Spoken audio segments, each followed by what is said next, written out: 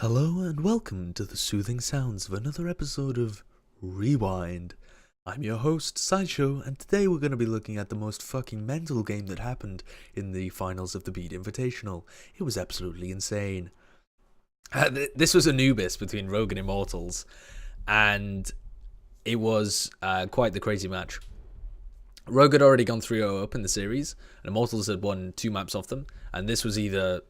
this is either Immortals drawing level if they manage to win, or Rogue are going to win the series. And Rogue aren't a team that tilts pretty much at all. They're the kings of the reverse sweep, really, in terms of keeping themselves mentally in the game, at the very least. They often don't let themselves get so far behind they have to do a reverse sweep, but whenever they do, very good composure. Born winners. And in this situation, you can see that I've paused it after both teams have already had their attack. Immortals started first. They took the first point in a fairly slow time, able to take B in overtime as well, so they have a minute on the clock. Rogue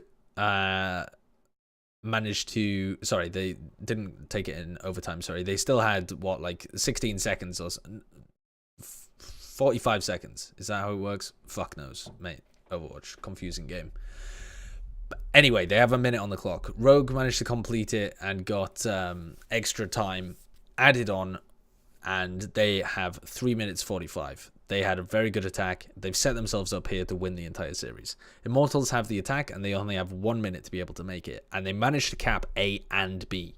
And the reason that they do it is not because Immortals pull anything different out of the bag or anything strange. They have one fight on A, and they have one fight on B, and it's a ridiculous snowball that Rogue allowed to develop.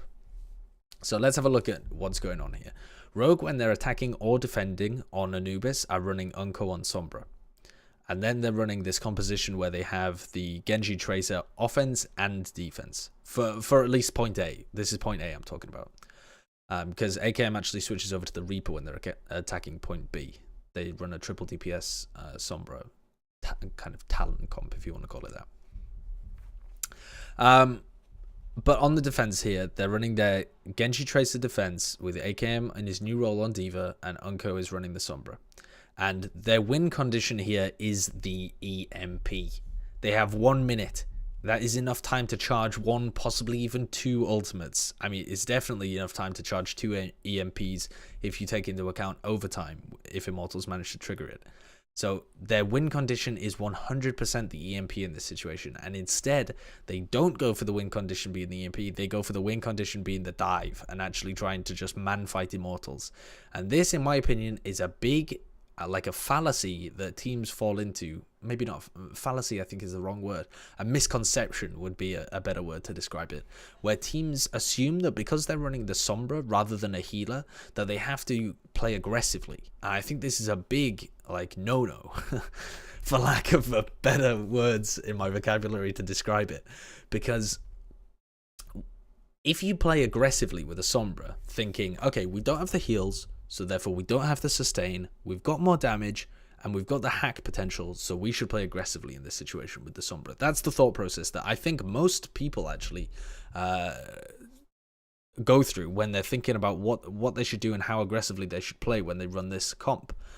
And instead, I believe that the best way to play this composition is actually to slow down, to maximize the fact that you are playing off the health packs, to prod and poke with your tanks, who are then going to go back to the health packs and generate EMP, and play more of a pokey defense or offense even.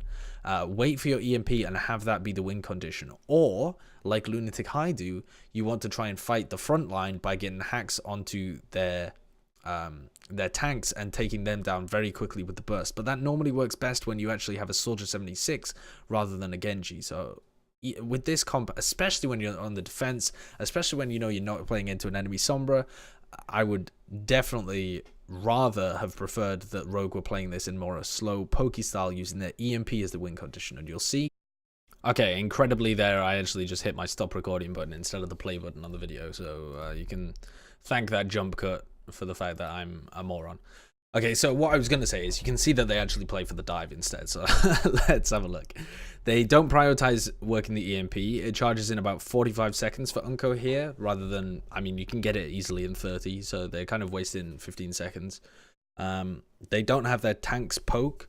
They have their tanks kind of hide over here, waiting for an engage once Immortals loop around. They're expecting Immortals to loop around here or try and play in through this pack room.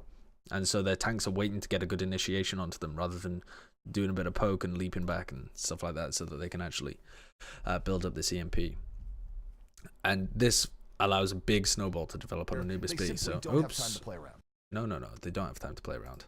And so Immortals looking like they're going for the attack here. You can see that Unko is taking this aggressively, trying to build some of his ultimate, and he manages to pick off Kariv. So they've essentially reduced two fights that they now had with that minute on the clock to one. It's a good play from Unko, but that actually stops them generating their EMP so quickly because they're not trading damage as much with the enemy team. I mean, it's, you know, it's up and down. He still already has it at 50%. I wouldn't say that is in any sense a bad play there to stop the to stop the initiation coming in from Immortals because you want to farm damage onto yourself. I think that's going slightly too kind of meta, slightly too deep without the substance to back it up. But certainly they've denied them here, so now they only have 29 seconds on the clock. In no situation should Rogue be losing both points when Immortals have 29 seconds to be able to capture point A, and then an extra minute and a half to capture point B, and Unko's already got 50% of his EMP. So,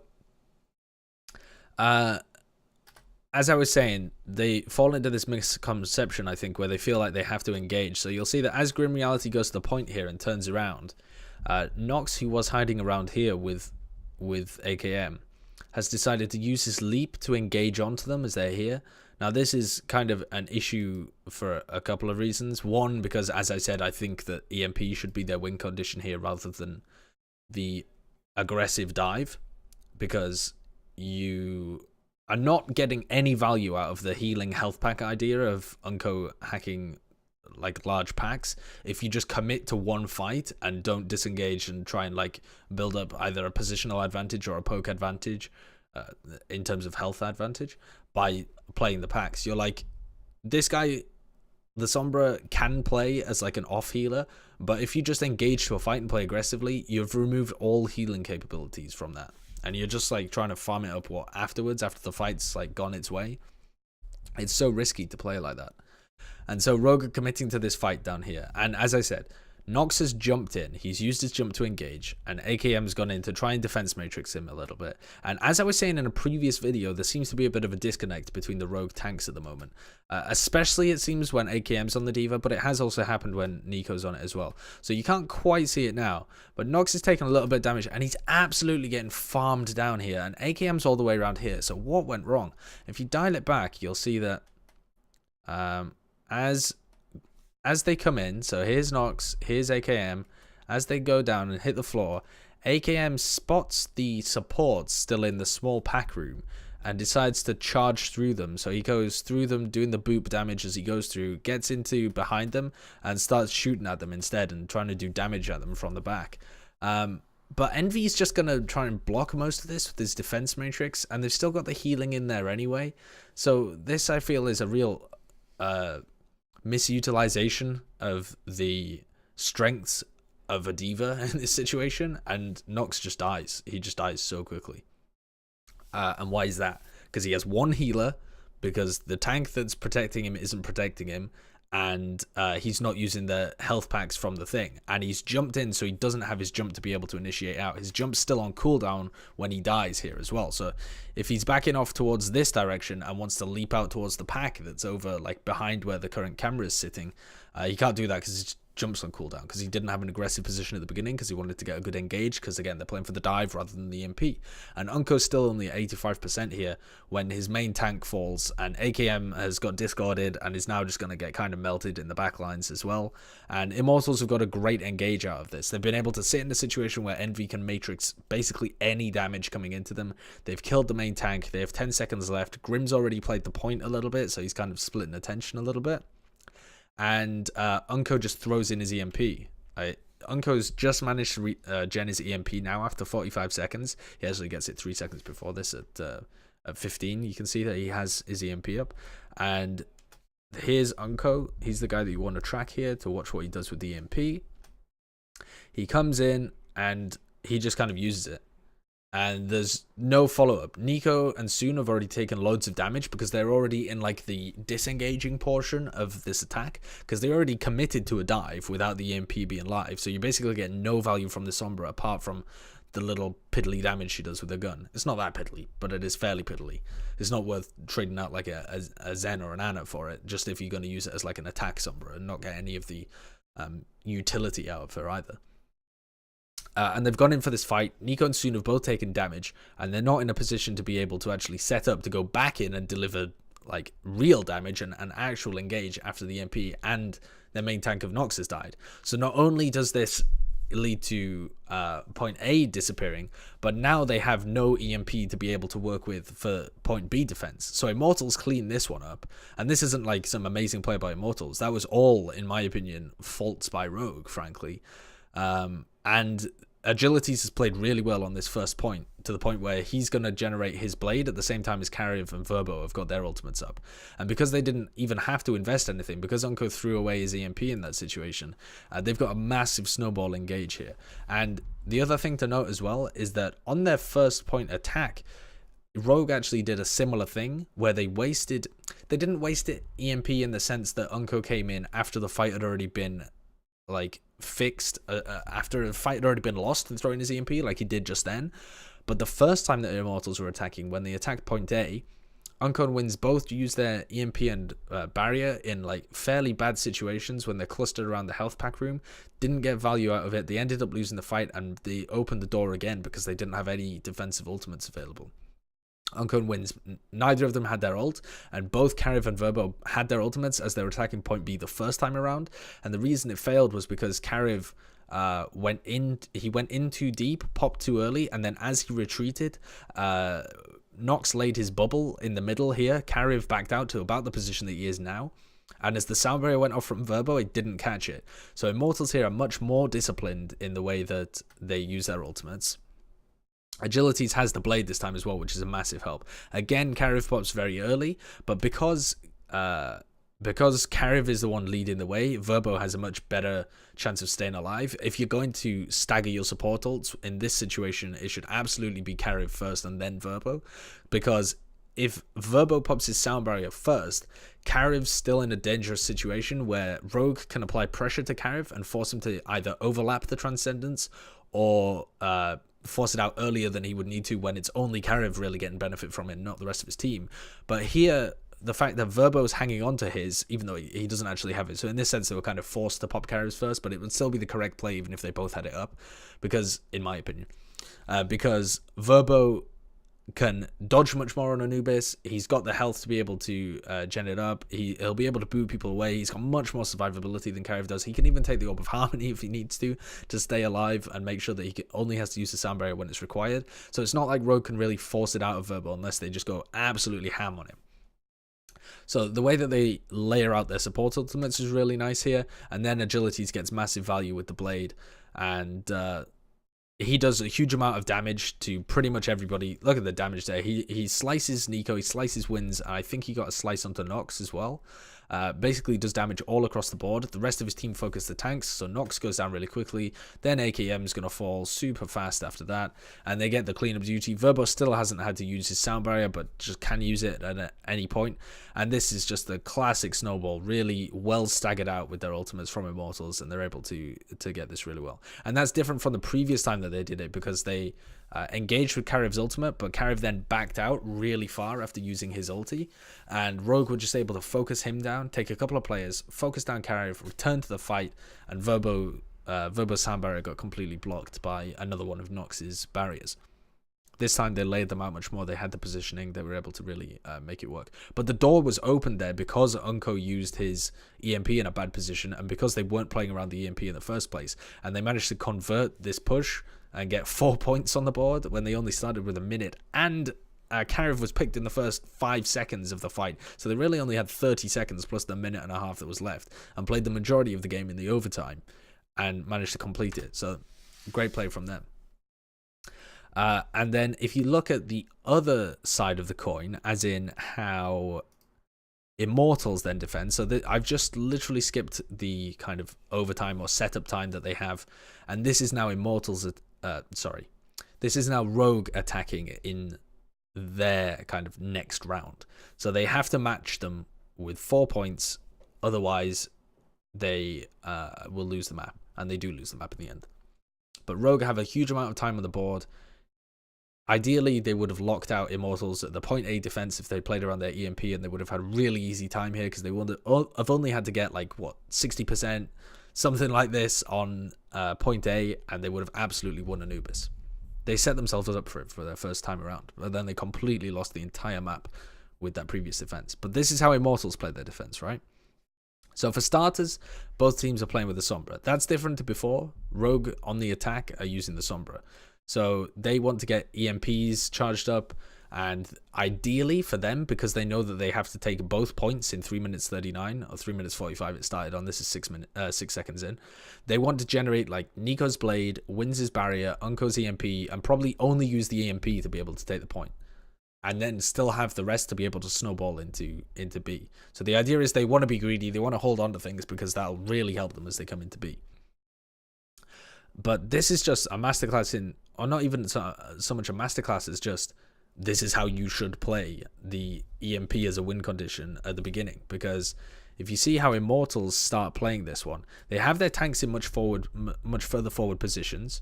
You saw Envy just around there, and Fate is positioned just next to him. As they go into small health pack room, remember this is almost exactly what Immortals did when they were on the attack. They did almost the exact same thing as Rogue are doing here, except they had Unko Kariv on Zenyatta instead. Fate here drops down because he was taking a more forwards position at the beginning. He's able to drop down and not use his jump pack, so he's able to disengage much more easily if he gets in a sticky situation. Envy doesn't have to peel for him here. He can go and contest somebody. I think he goes and contests somebody who's making his way onto the point. But Fate's still doing a lot of damage, and he can... So Kariv comes in. He's just shooting AKM to get some charge for his EMP. But then Fate, after he's done enough, is going to be able to jump away. I must have missed it there, actually. Did I miss when Fate jumped away? So Fate drops down. He does some damage. Kariv comes around the back. There's Fate. Okay, so there's Fate jumping away. And he's jumping over to this health pack, which is over here.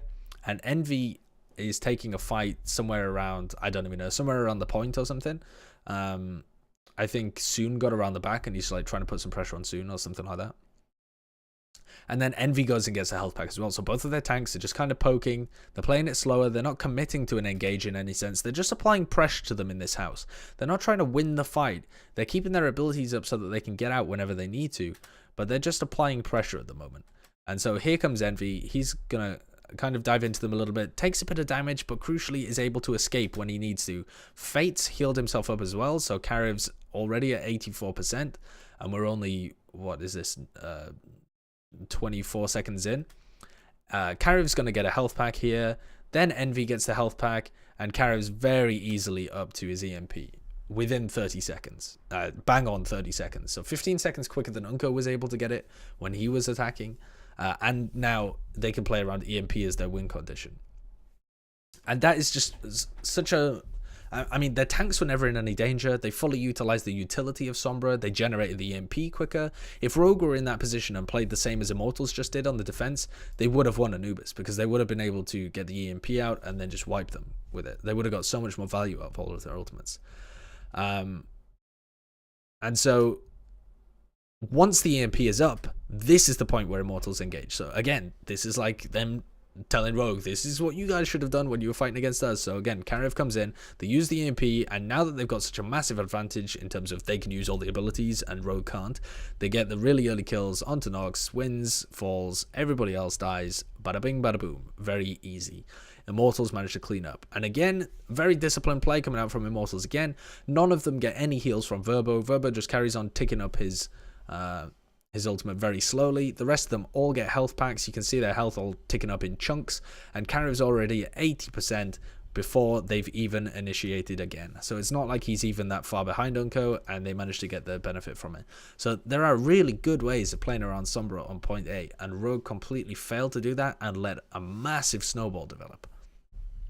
And this is kind of counter to how Rogue play on Volskaya, where they're really good at being able to play around the Sombras. So this, to me, smells a little bit of lack of preparation, or just lack of like going through the minor details on how they want to play Anubis. Maybe it's not a map that they've fully gone through of like their strategy and how exactly they want to take every point, something like that. But for Immortals, it looks very well polished. So there you go. And actually, if you go back and watch the match, you'll see that later on into a couple of these fights, the reason that Rogue look like they're doing so much worse as well is that they want this snowball to develop. They want Wins and Nico to hold on to their ultimates, so they just try and take dry fights. Here they get a really nice EMP engagement, but it still kind of goes both ways. You know, Wins dies, AKM gets demec'd. There's not that much they can do, but both Wins and Nico have generated their ults, but they don't want to use them when they fight on A, because just taking A here isn't really enough. They'll then have 3.5 minutes to attack B, and that is a tall order, especially if they don't manage to force out the EMP or sound barrier from Karev or Verbo. So Anubis at the moment is really all about Sombra and Snowballs, the two S's. And so I thought this was a really good demonstration of how Rogue kind of opened the door for Immortals to really develop a snowball on Anubis.